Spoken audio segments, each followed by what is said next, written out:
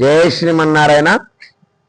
భగవద్బంధువులందరికీ కూడా శ్రీ వెంకటేశ్వర స్వామి వారి ఆలయం మందమరి పట్టణంలో గత 5 రోజులుగా వైభవంగా స్వామివారి యొక్క బ్రహ్మోత్సవాలు జరుగుతూ ఉన్నాయి.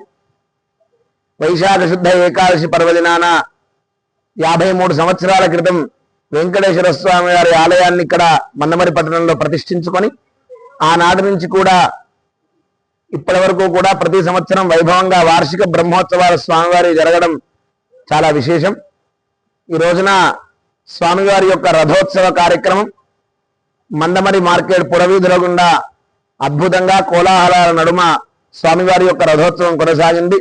రథస్వం కేశవం దృష్ట్యా పునర్జన్మ నవిద్యతే అని రథం మీద వేంచేసినటువంటి ఆ యొక్క వెంకటేశ్వర స్వామి వారిని దర్శిస్తే పునర్జన్మ అనేటువంటిది ఉండదు అని, చేసినటువంటి సకల పాపాలు కూడా తొలగిపోతాయని మనకు శాస్త్ర ప్రతీతి కనుక అటువంటి వెంకటేశ్వర స్వామి వారిని అందరూ కూడా దర్శించుకొని వారి వారి మొక్కులు చెల్లించుకున్నారు.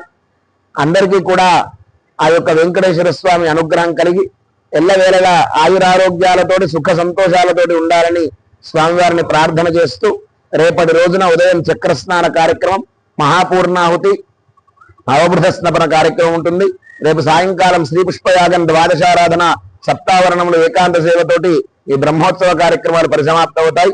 సర్వే జనా సుఖినో భవంతు అని హైందవ నానుడి ప్రకారంగా అందరూ బాగుండాలని మనము కాంక్షిస్తూ జై శ్రీమన్నారాయణ.